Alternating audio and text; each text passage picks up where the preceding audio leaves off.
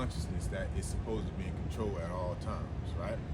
Now, where we get confused with our own and who we are is that we mistake ourselves, which is who we are, the consciousness, as this physical body.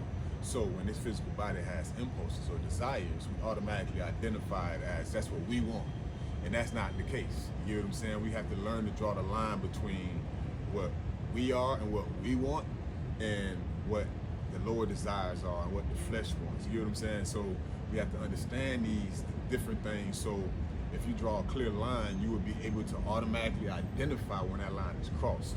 You will be able to regrind yourself a lot better when you draw lines of a clear nature.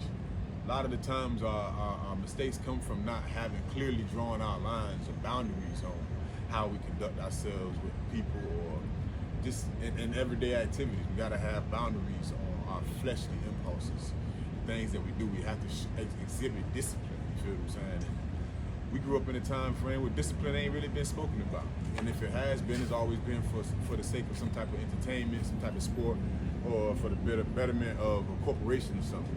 But actually talking about discipline to build character, discipline to actually build integrity, discipline to build physical fitness, these things ain't spoken about.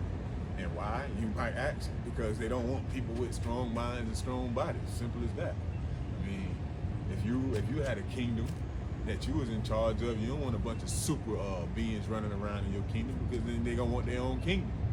You know what I'm saying? So at the end of the day, it's all about identifying who we are. And once we understand that we are not this flesh and that we live on after this flesh, it gives us a lot more breathing room and the alleviation to the stresses as to like what's gonna happen after this. Because once you put down the mindset that you are this flesh, there's a lot that go with it, right?